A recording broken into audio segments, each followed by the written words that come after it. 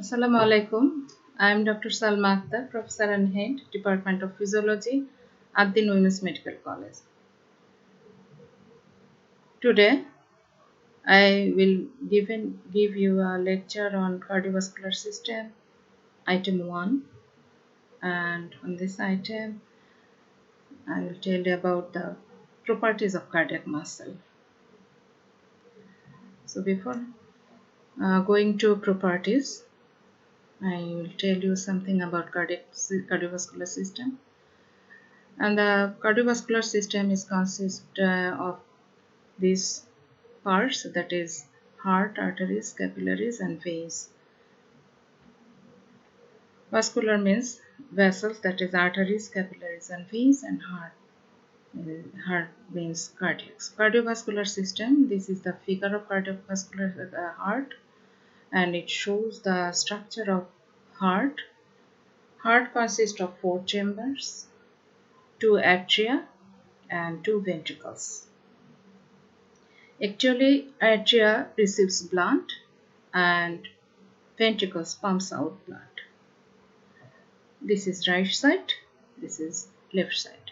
The right side is blue colored because it contains deoxygenated blood, and the left side is red colored because it contains oxygenated blood.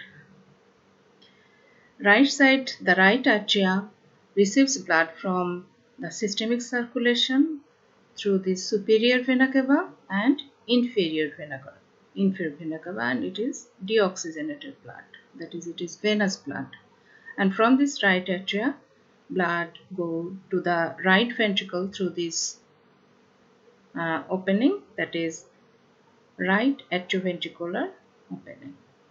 And from this right ventricle, the blood is pumped out to the pulmonary circulation to the lung. In this lung, the deoxygenated blood become oxygenated, and then oxygenated blood come through this pulmonary vein to the left atria. That is, left atria receives blood from pulmonary circulation and it is oxygenated blood. Then this oxygenated blood goes to the left ventricle, and from this left ventricle, the oxygenated blood is pumped to the systemic circulation through this aorta. So there are 4 chambers, and these atria, 2 atria are separated by interatrial septum, and ventricles are separated by interventricular septum. And it is strictly maintained that is deoxygenated blood never mixes with oxygenated blood, and always the flow is one-way direction. So next, the cardiac muscle. It is the figure of cardiac muscle. It is involuntary muscle, striated muscle, and each cardiac muscle fiber is separated, and it is separated by intercalated disc.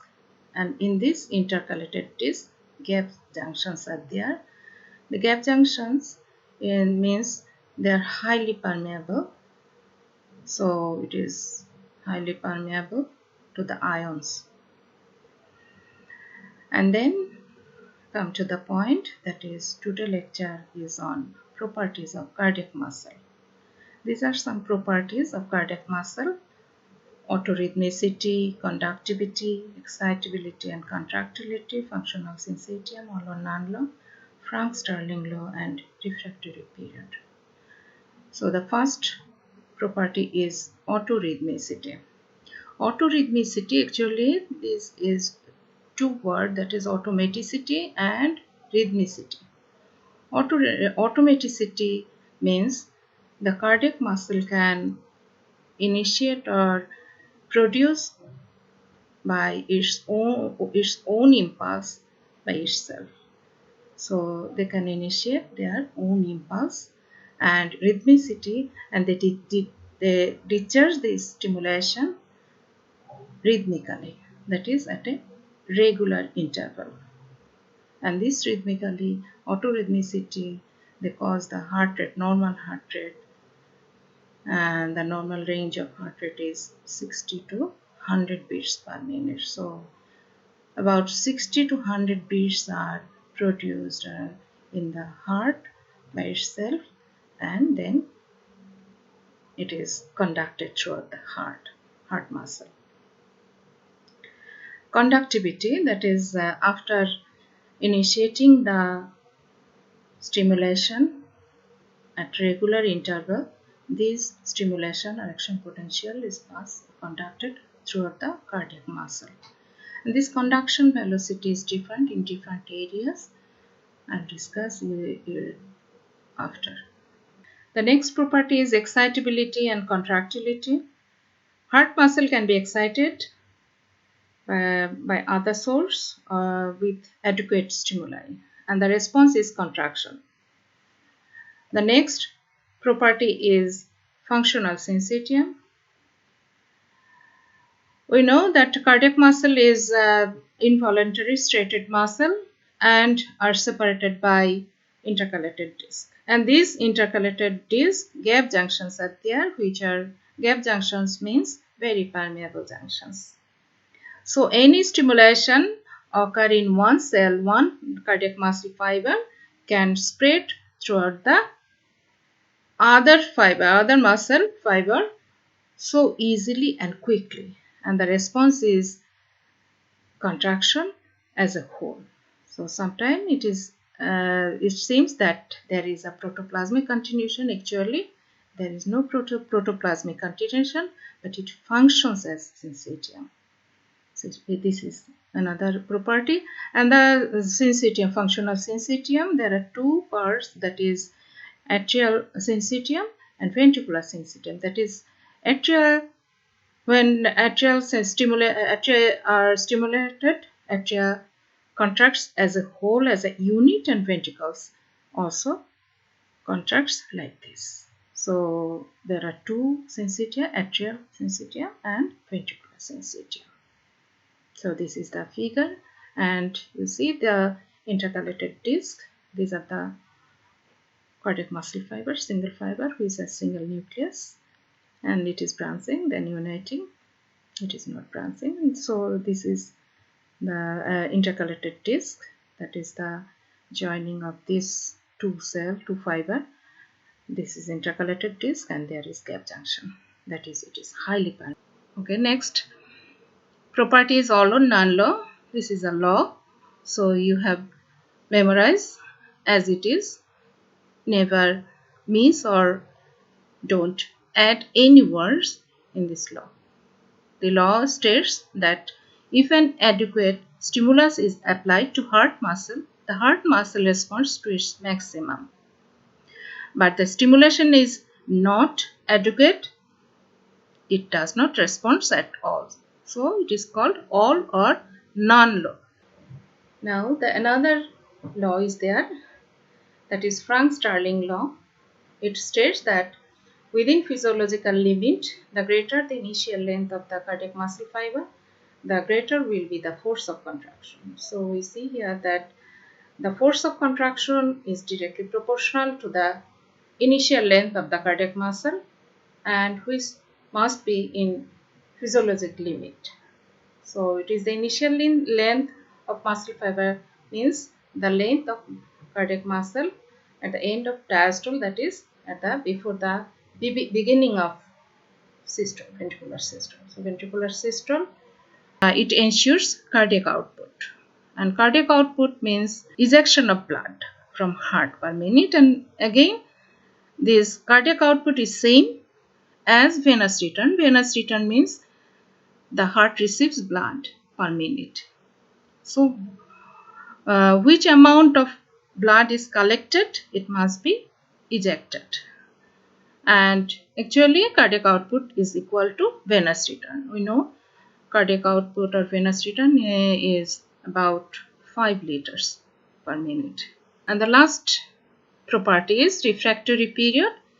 Refractory period is the period or time during when the heart muscle is non-responsive to the external stimuli. That is, it is already stimulated, or already stimulated heart muscle is not again re-stimulated. And refractory period to the cardiac muscle is different from skeletal muscle, because refractory period is more in cardiac muscle, and there are it is about 0.3 second, and there are two parts of this refractory period.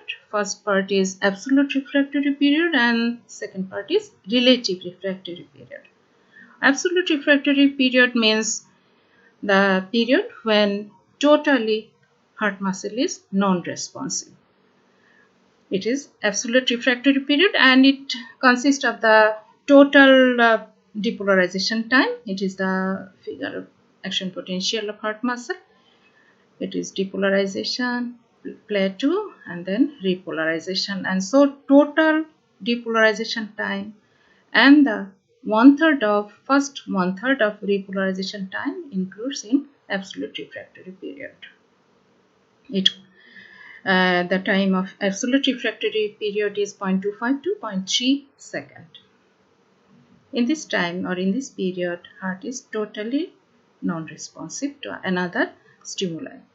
And the relative refractory period, in this time or in this period, heart muscle response is slight if the stimulation is strong enough, and it is the last two-thirds of repolarization. So what is it has a great importance of this refractory period.